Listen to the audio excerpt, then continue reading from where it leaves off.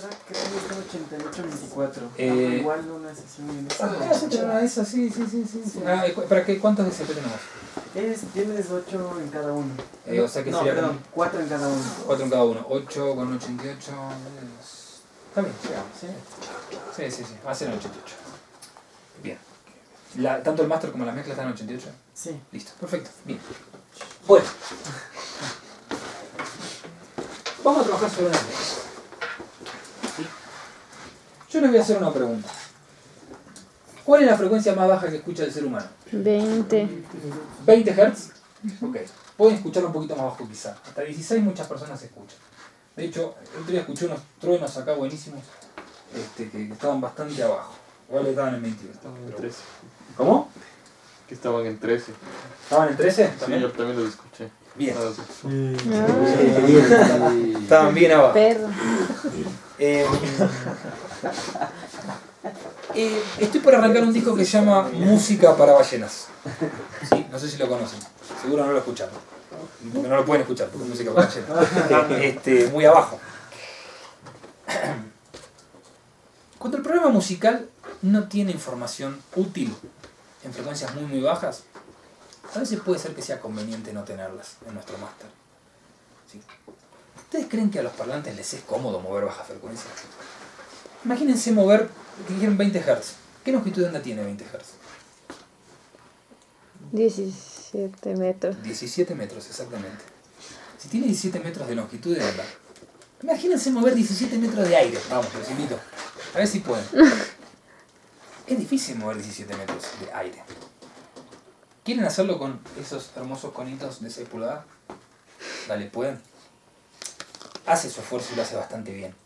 Pero que le va a costar, le va a costar. Entonces, muchas veces estamos con problemas para reproducir determinadas frecuencias bajas. E incluso muchas veces ni siquiera son audibles. Tenerlas entonces en mi programa musical, perdón, en mi mastering, digo, puede ser complicado si no pertenecen casualmente a la música que estamos escuchando.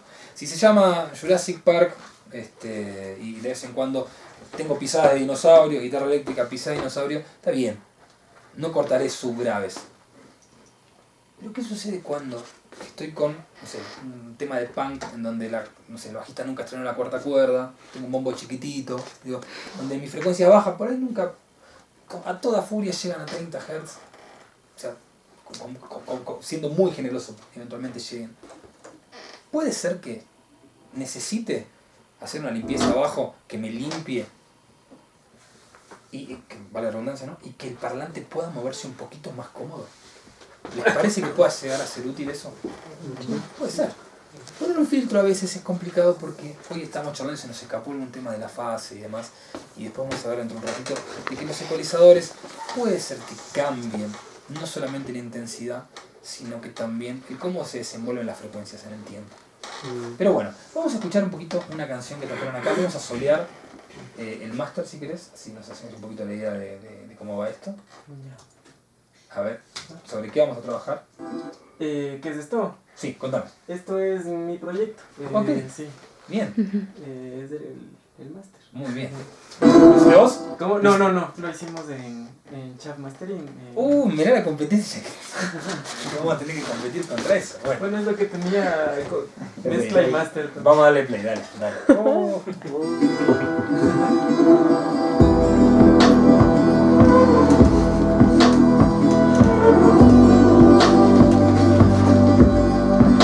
Cambia mucho la sala, chicos. Yo los invito a que se acerquen. Los invito a que se acerquen un poquito más. Y es más, chicos.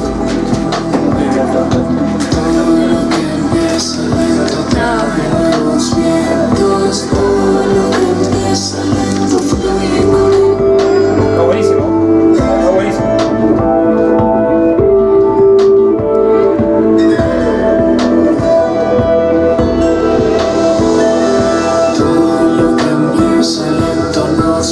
Bueno, vamos a escuchar la mezcla, a ver qué opinan. Vamos a escuchar, vamos a ver cómo se comportan estos parlantes con, ¿sí? Y sin un corte de graves. Vamos a ver cuándo está más cómodo. Y luego vamos a ver también qué sucede, ¿sí? Cuando tenemos algún procesador dinámico, por ejemplo. Bueno, estamos escuchando la mezcla. Vean un poquito de nivel, chicos.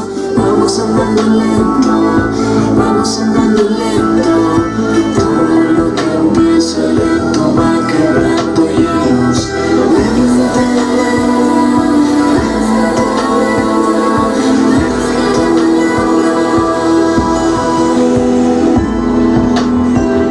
Bueno, a ver, vamos a poner algunas cositas aquí. ¿Cómo los insertos? Vamos a poner algunos inserts, sí. ¿Cómo era el vivo acá, chicos? Yo. Ah, gracias, Pablo. Perdón. No hay problema, no hay problema. Ahí te pone de la A a la y agregamos también de la F a la J. Ok. Bien, tenemos los 10 disponibles acá. Vamos a ver qué tenemos de ecualizaciones para trabajar acá. Solamente tenemos UA, ¿no? UAD. Sí. Bien, fantástico. Bueno, vamos a buscar el Cambridge, entonces, que es un muy lindo ecualizador. ¿Sí? Vamos a trabajar con un filtro bastante guarango que tiene, que es el filtro elíptico, que tiene un corte de 48 decibeles por octava. Y no lo estoy viendo. Por acá. Muy bien. Dije 48 decibeles por octava. Todos me entendieron lo que dije, ¿no? No. ¿No? Bien. Ok. O sea que sí es más, pero no entiendo. ¿Cómo? bien. O sea que está más acentuado, entiendo. Bien, que es una pero no. pendiente mucho más pronunciada. A ver, chicos, antes que nada, cortes de graves. La frecuencia de corte, ¿sí? La FC, ¿sí? Corresponde a un punto en donde yo empiezo a cortar o ya había caída. En la frecuencia de corte siempre hay caída. De hecho, hay 3 decibeles de atenuación. Siempre tengo 3 decibeles de atenuación en la frecuencia de corte. Hagamos de cuenta que en este caso es, no sé, 100 Hz, ¿les parece? ¿Ok? Bien. Tengo un filtro de 6 decibeles por octava. Esto implica que si en 100 Hz está mi corte, en 50 tendré menos 6. ¿Ok? Y en 25, ¿cuánto tendré? Menos 3. No, No. menos No. 12. Menos 12. Este punto menos 3 casualmente tiene que ver con el punto en el cual yo digo cuál es mi frecuencia de corte. Y luego, ¿sabes lo que es una asíntota? Lo que la curva tiende a infinito. Ahí empieza a respetar eso de que cada vez que baje una octava, presentaré El este doble. múltiplo de 6 decibeles, el cual yo estoy reduciendo. 6 sí, decibeles puede por ser. octava es un filtro de primer orden. No sé si escucharon eso hablar de esto. 12 decibeles por octava. 12 decibeles por octava. Es un filtro de segundo orden. También va a pasar por el punto en donde atenúo 3 decibeles. Pero fíjense que va a cortar los graves mucho más rápido. Si en 100 Hz está mi frecuencia de corte y yo tengo 12 decibeles por octava de atenuación, también paso por el menos 3, pero ¿en dónde estoy? En 50. Estoy en menos 12. ¿Y en 25 dónde estoy? En menos 24. Bien. ¿Entiende? Un tercer orden tendrá 18 decibeles de caída por octava. ¿Me siguen? Ok. Sigo pasando por el 3, pero cada vez más abrupto. Entonces en 50 Hz atenúo 18 y en 25 ¿cuánto atenúo? 36 decibeles por octava. 36 decibeles de atenuación en ese punto. Bien.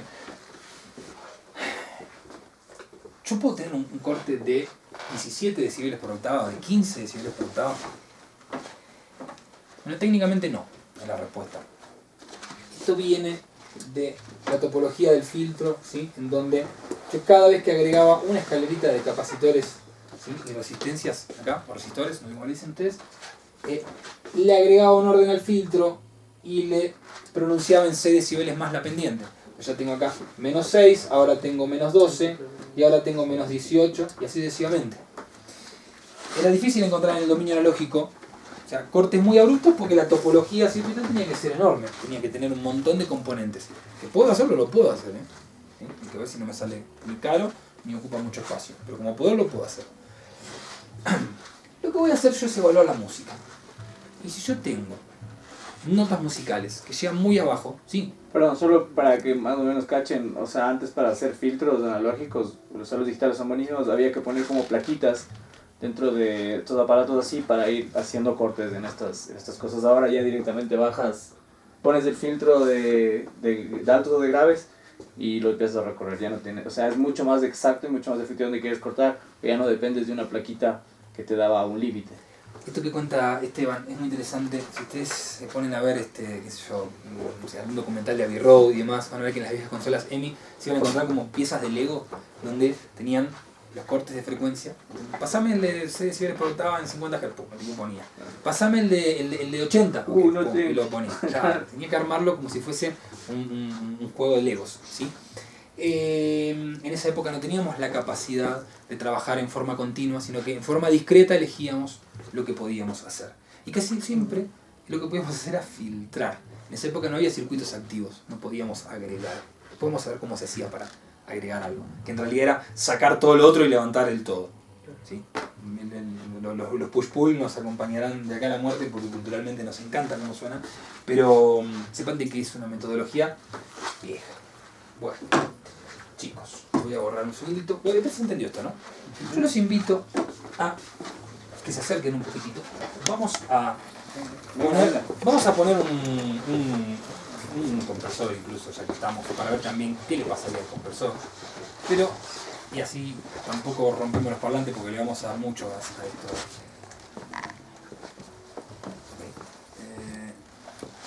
Quiero que me digan, ¿sí?, si escuchan alguna diferencia y si mejoran los graves cuando casualmente corto graves. ¿Puede ser? Ok. A ver qué pasa.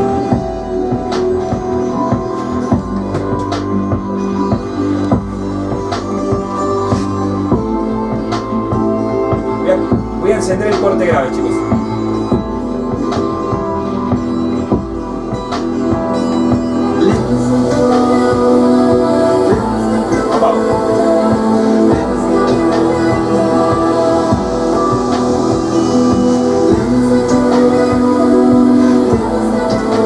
¿Qué pasó acá? ¿Cuándo anduvo mejor? ¿Cuándo tuvimos mejores graves? Activaste el filtro. ¿Cómo puede ser que escucho más graves y estoy sacando graves? Porque está dentro del rango de ataque. Bueno, ok, todo bien. Yo entiendo lo que me plantean respecto a si el oído humano lo puede escuchar o no. Pero la primera pregunta que te hago es, ¿por qué escuchaste mejores graves si yo te los corté? Tal vez no se dispersan tanto. ¿Vos crees que el parlante está cómodo moviendo esto? Vamos siempre a la misma pregunta sonsa. Ay, sí, es bueno. Ay, me cuesta mover esto. Eso en primer lugar. ¿Sí? Eso es lo más importante que vamos a hacer. Estás poniendo graves para que trabaje mejor la fuente de sonido. El tema tiene que ver con el transductor. Quizá no se sienta cómodo tratando de poder reproducir todo eso. Después, puede ser que mucho de lo que estoy escuchando en baja frecuencia no necesariamente tenga que ser perfectamente armónico o subarmónico de lo que está sonando. Por ahí simplemente es un parcial.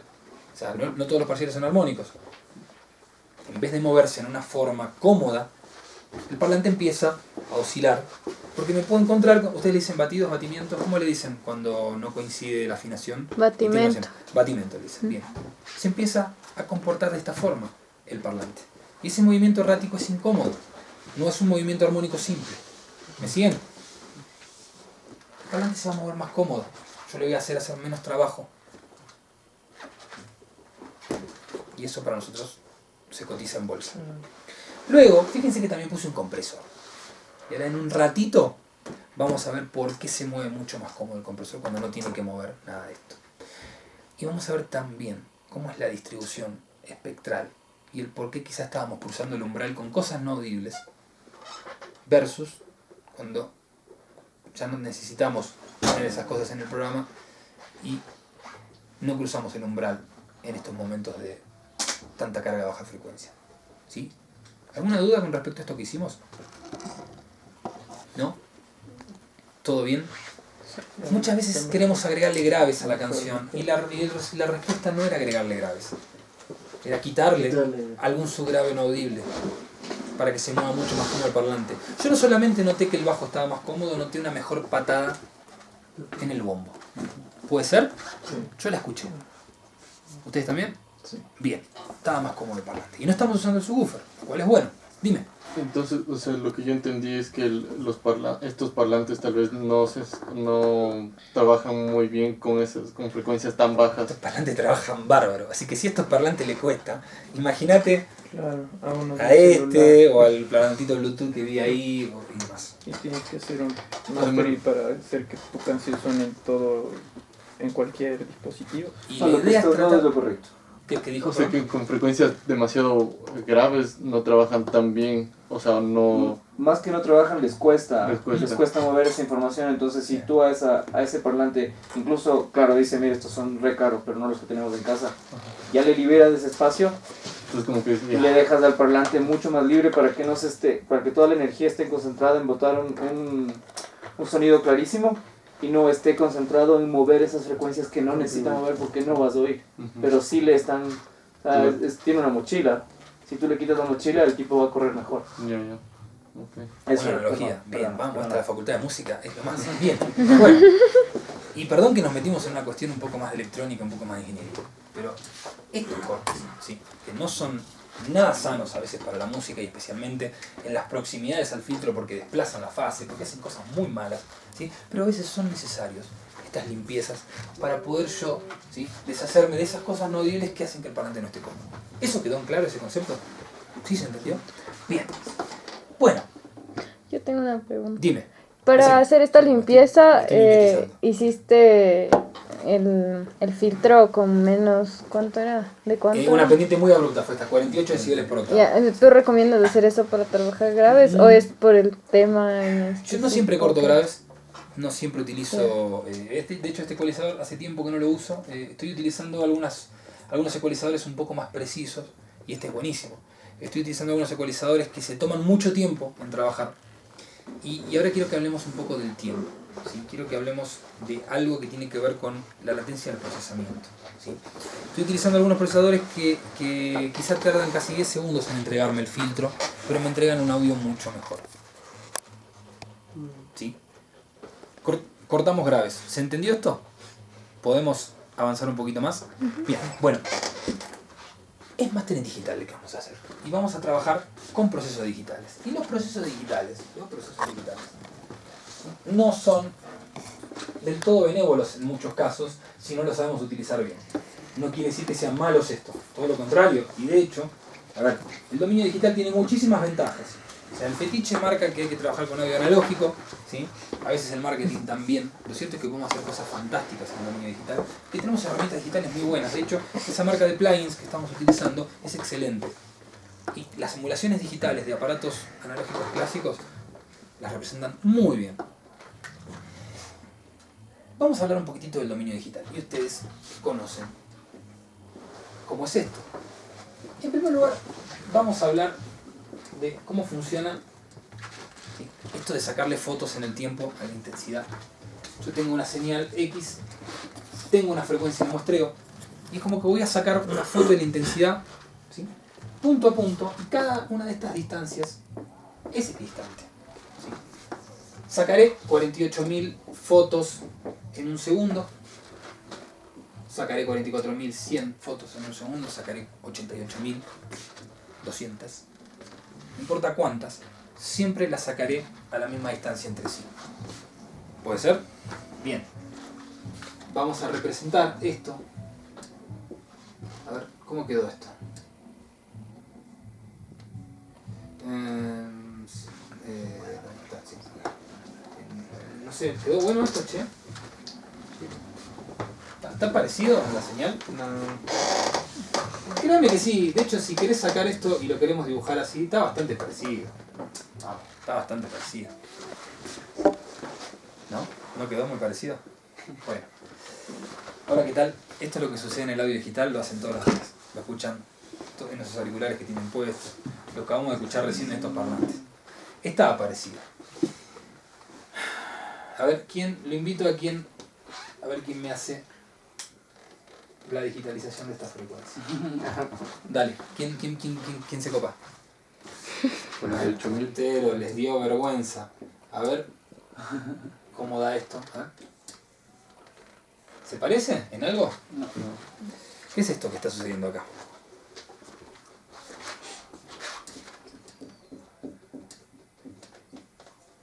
aliasing, dependiendo si son yankees o englishmen. ¿Qué es esto? Es mi incapacidad de poder representar frecuencias muy agudas con frecuencias de muestreo bastante lentas. ¿Sí? ¿Escucharon una vez hablar de un tal Nyquist? Bien. Son músicos, pero son músicos cultos. Bien. Okay. ¿Escucharon una vez hablar entonces del teorema de Nyquist? Yo no puedo procesar información. ¿Sí? Yo estoy mostrando qué sé yo, hagamos cuenta, estoy en 48 kHz. ¿Sí? Yo no puedo trabajar en información que tenga que ver casualmente con la mitad, ¿sí?, de la frecuencia de muestreo. Y esta es nuestra frecuencia de Nyquist. ¿Cuánto es en este caso? 24 kHz. ¿Sí? Yo quiero grabar, ¿sí?, algo de 23 kHz, lo puedo hacer. ¿Puedo grabar algo de 25 kHz? No. Me voy a encontrar con un error. ¿Cuál es la distancia entre 24 y 25? 1 kHz. Me fui 1 kHz abajo de esto. Me marcó 23. Ese 25 sonó a 23. ¿Qué problema? Quiero grabar 30 kHz. ¿Cuánto es la distancia? ¿Cuánto? 6 kHz. 24 menos 6, 18. Ah, no, dice. A ver, ¿Cómo? Sí.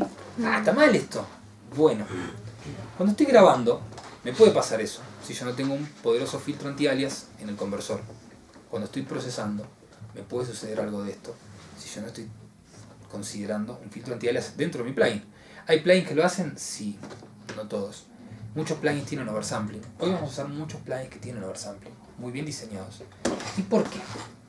Porque vamos a ver ecualizadores, compresores, preamplificadores y un montón de emulaciones analógicas que agregan distorsión armónica. ¿Saben lo que es la distorsión armónica?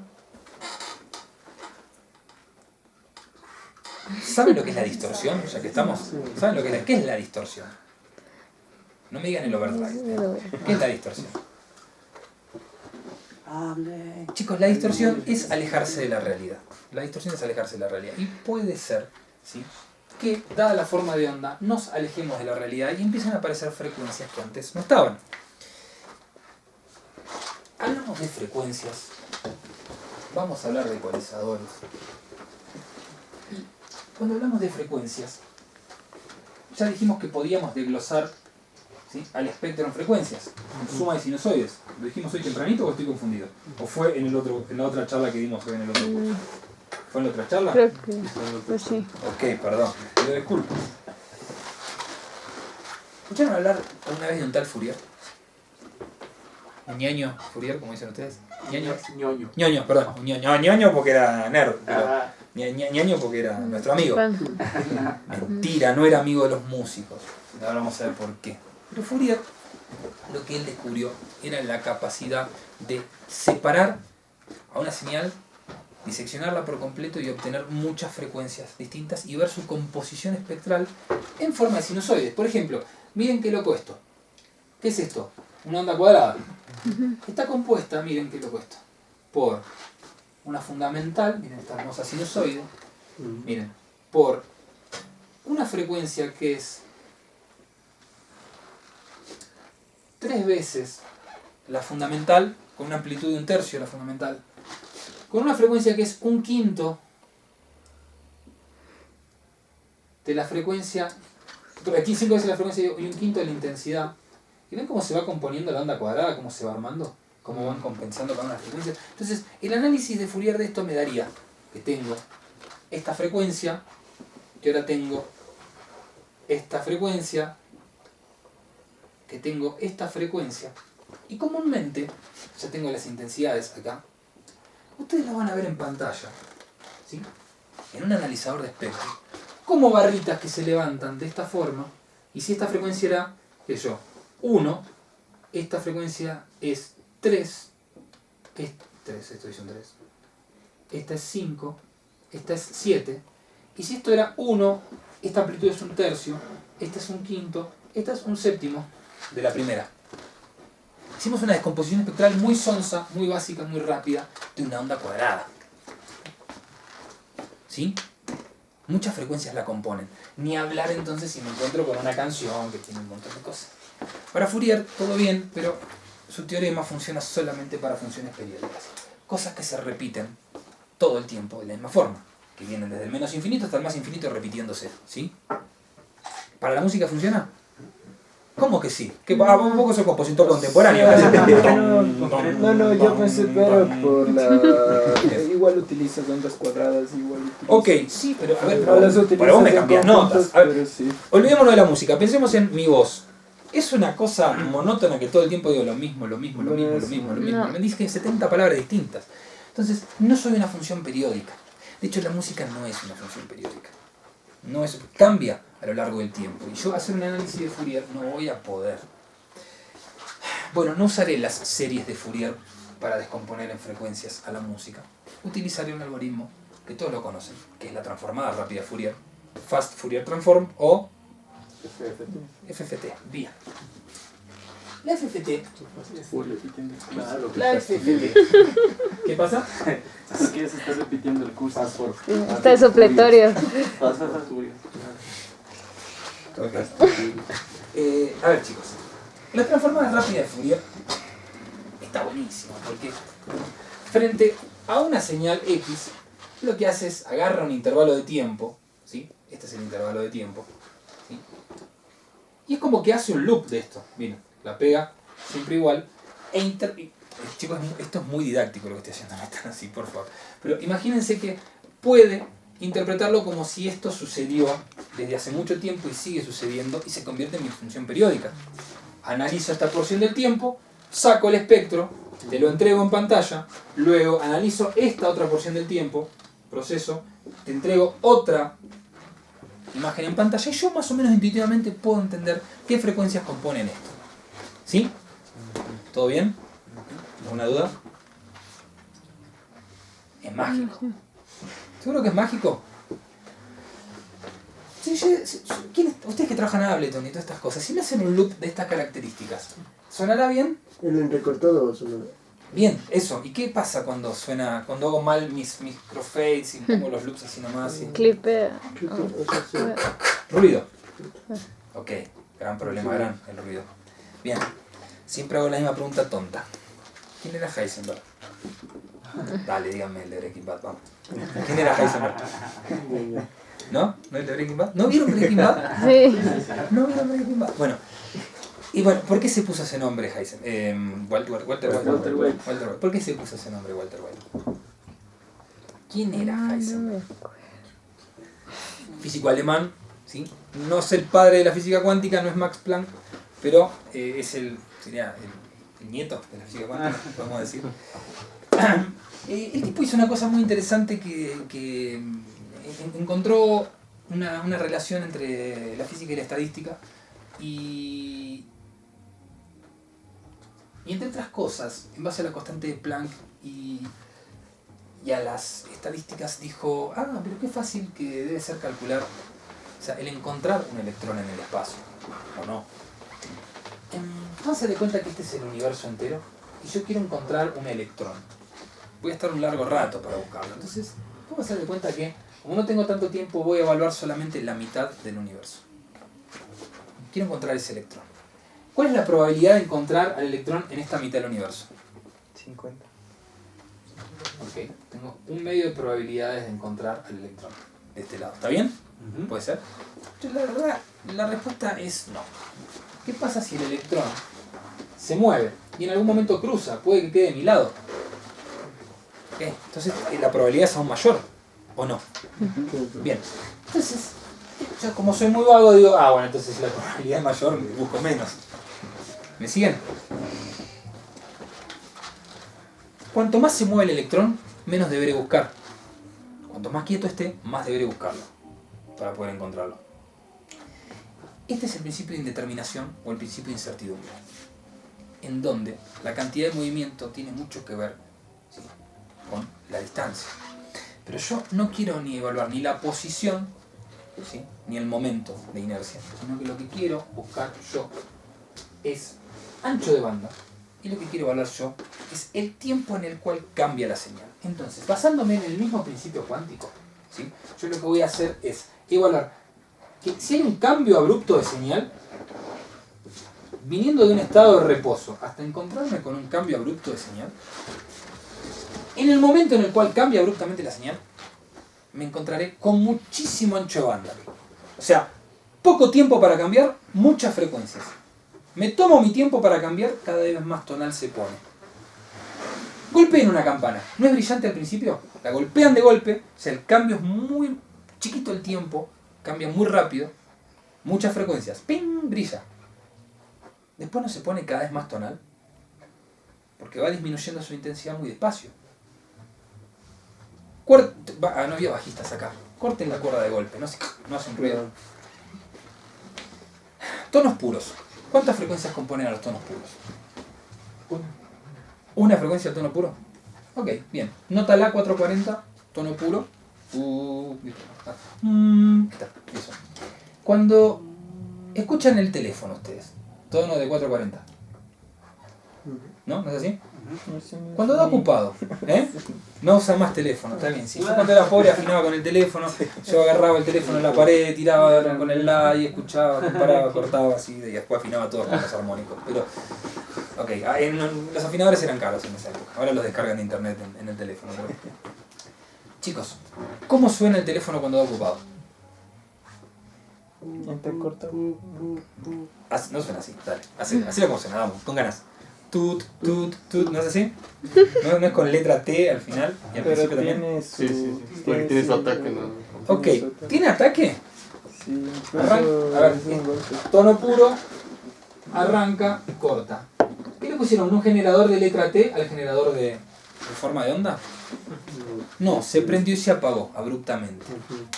Todos los sonidos que cambien abruptamente su estado energético, como pasar de reposo a energía, o estando con mucha energía, se cortan de golpe, en esos momentos los cambios abruptos, como el cambio es muy chico, ¿sí? ¿Cuántas frecuencias habrá ahí? Muchas. Mucho ancho de banda, bien, perfecto, eso, mucho ancho de banda. ¿Y cuál es el tema acá? ¿No era un tono puro? Independientemente de cómo es la fuente, cuanto más rápido es el cambio, ¿sí? Más frecuencias van a componer, ¿sí?, al espectro en ese momento. Quizás solo en ese momento, ¿sí? Cuando ustedes ven la envolvente dinámica, que es lo que tocan sintetizadores, ¿se acuerdan de esto? ¿Qué es esto, chicos? Es un envelope. La envolvente dinámica, exactamente, bien. ¿Te acordás de las letritas? Era Ataque, decaimiento, sostenimiento, y relevo, no sé cómo dicen ustedes. Es muy probable que en la gran mayoría de los timbres, en este punto me encuentre con muchísima composición espectral, a diferencia de estos otros puntos. ¿Sí? Bien. ¿Se entendió esto? Bien. Yo hoy había dibujado el loop de Fourier.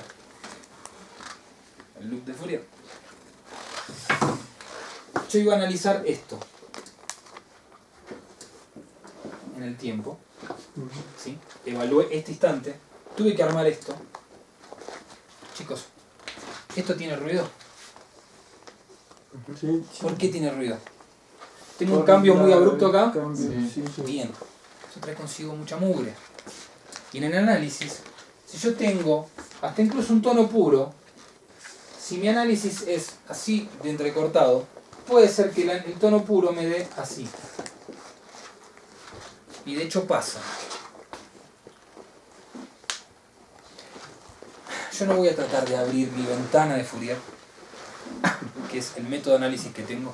No lo voy a tratar de abrir de golpe, sino que me voy a tomar mi tiempo para abrirlo, como si fuera un fade in y un fade out, para abrir y cerrar lo que estoy viendo, ¿sí? Este es el famoso windowing, estas son las famosas ventanas de Fourier. Y esto, ¿sí?, me guste o no, si yo me tomé mi tiempo en abrirla, por ahí me perdí algo, ¿sí? Entonces tengo un poco menos de intensidad a la hora de evaluar. Me va a dar un poquito menos acá. A su vez, la ventana tiene una cierta oscilación, ¿sí? Esto es un pequeño error que tenemos en el análisis. Entonces, por más que sea un tono puro, algo va a marcar a los costados. ¿Me siguieron? ¿Sí? Cuanto más enérgica sea mi apertura, más ruido va a tener. Cuanto más amortiguada sea, menos intensidad voy a tener, pero también menos mugre a los costados voy a tener. ¿Sí?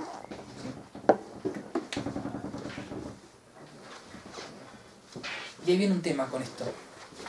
Porque además de tener estos pequeños errores en el análisis de Fourier y que muchos de los ecualizadores digitales que vamos a utilizar y muchos de los procesos digitales que vamos a utilizar, como utilizan convolución, no les queda otra que utilizar FFT, van a deformar levemente el audio. También me va a suceder algo. Fourier, yo les dije que se había olvidado de los músicos. Las ventanas de Fourier siempre llevan, ¿sí?, el mismo tiempo. Y el mismo tiempo, en frecuencia de muestreo hablando, ¿sí?, corresponde a X cantidad de puntos o muestras. ¿Sí? ¿Sí?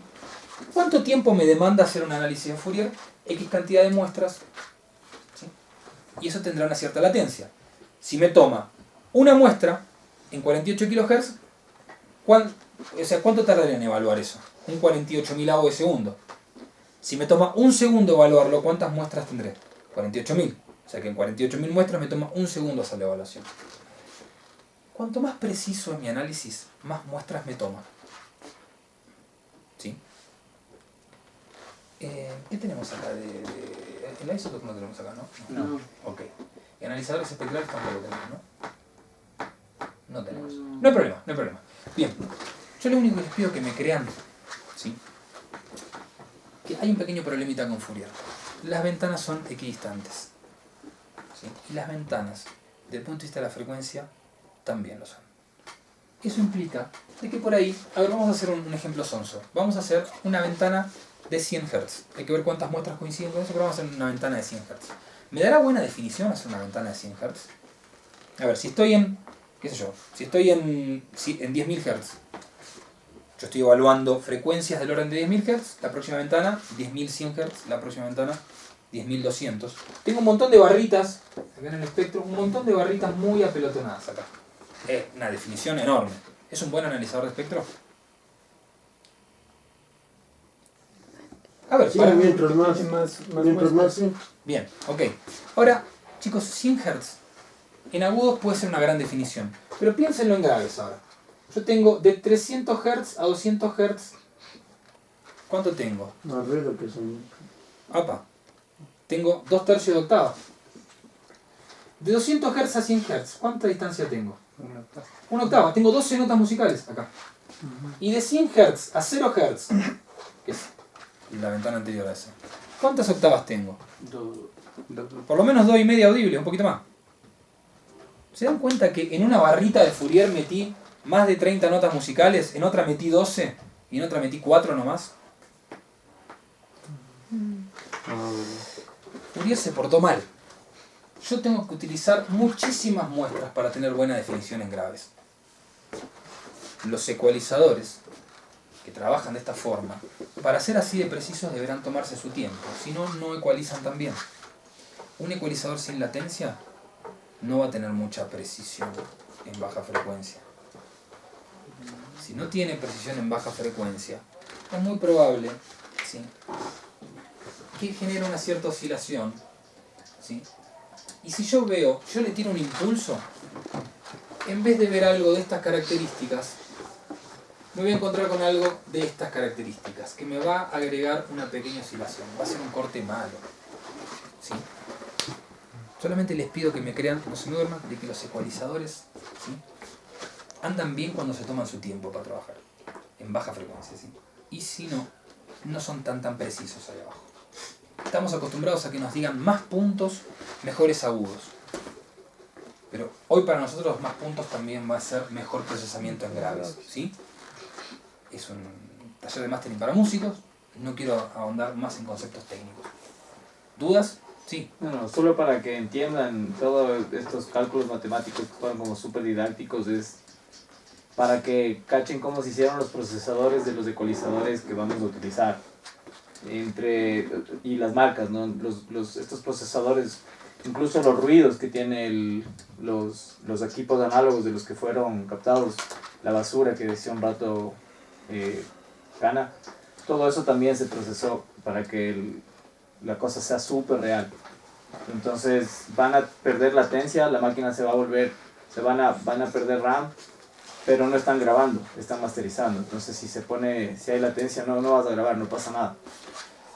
Traten de ocupar estos ecualizadores que les van a generar latencia, pero a la vez les van a arrojar un mejor resultado, un resultado más real. Porque lo que al final están ganando es como color, eso es lo que está tratando de ganar. Bien, bueno, y ahora que vamos a hablar de color, ¿de qué color era el caballo blanco de San Martín? O sea, estamos spoileando algo que vamos a hacer ahora. Tengan en cuenta de que me gustaría que tenga un poquito los medios diferentes. Esta canción yo le cambiaría los medios. Creo que está un poco como que algo pasa por los 5000 Hz más o menos. ¿Alguien le cambiaría algo a lo que está sonando? Vamos a darle play de vuelta. Un poco más abajo también. 1 kHz también me gustaría darle un poco más. Todo lo que empieza lento va abrazando lento. Vamos andando lento, vamos andando lento. ¿Le cambiarían algo del audio ustedes a esto? ¿Ya se imprime así como viene o le cambiarían algo? Hablen, no tengan miedo. Sí, vamos, sí, mira, estamos para ustedes. O sea, yo escucho unos medios y unos altos que no me están molestando. Sí, esto un poquito de la sala. Yo sacaría los monitores y los pondría acá, pero como el cable está puesto, seguro debe ser un despelote. Yo, si bien no es bueno apoyarlo acá arriba, te digo que hasta lo apoyaría ahí arriba, para evitar un poco la reflexión esta del techo, que está medio pelado. Pero yo les propongo algo. Voy a sacar unos agudos haciendo de cuenta de que es la compensación de la sala.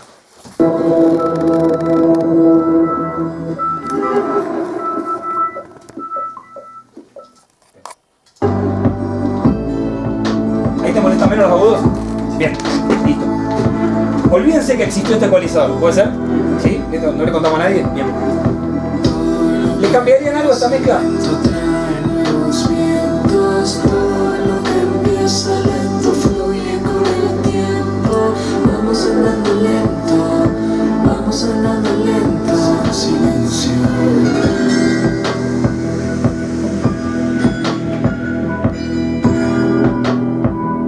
¿No le cambiarían nada?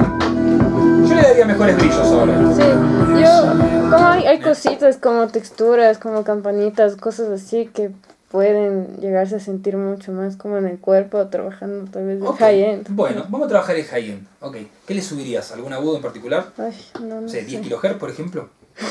Bueno, viene la cosa que siempre charlo, que nos divertimos un poco, porque están un poquito más, son más musicales ustedes y por otro lado los veo un poco más tímidos.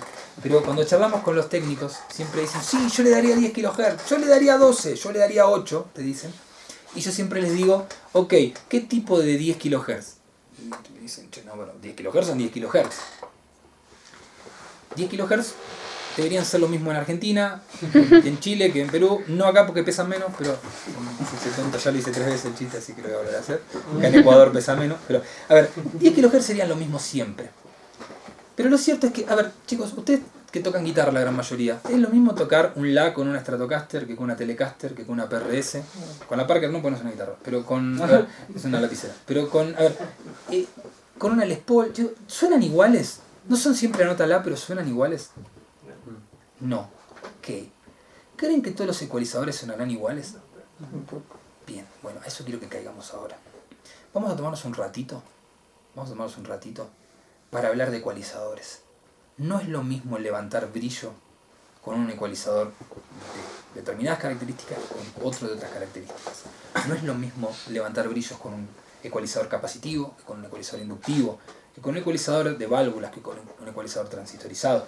No es lo mismo trabajar con un ecualizador estrictamente digital y transparente que con algunos que aporten color. Y ahí empieza a aparecer el concepto de la distorsión armónica que hemos charlado hoy. No hablemos todavía del tema de distorsión de fase y me parece que no sé si da para este curso, pero sí hablemos de la distorsión armónica. Porque no es lo mismo, a ver, entregar una frecuencia y que salga la misma frecuencia más fuerte o más despacito, dependiendo de lo que esté haciendo el ecualizador, que además le agregue algunas frecuencias amiguitas por ahí dando vueltas. Esto termina siendo esa famosa distorsión armónica de la cual estamos hablando, en donde, además de ecualizar, nos trae otra deformación y empiezan a aparecer frecuencias nuevas. Esta es la carga lineal de algunos ecualizadores, en donde el carácter empieza a agregar algo que después yo no puedo sacar con la ecualización. Le hago la igualización igual y contraria y no se fue. Eso, ¿sí? ¿Los estoy asustando mucho? No. ¿Se entiende? Bien. Chicos, nos volvemos a acercar. Vamos a empezar a agregar algunos ecualizadores acá. ¿Puede ser? ¿Sí? Bien. Vengan. Sin miedo. Vamos a empezar a ecualizar un poquito. Y quiero que empiecen a conocer los tipos de ecualizadores que tenemos.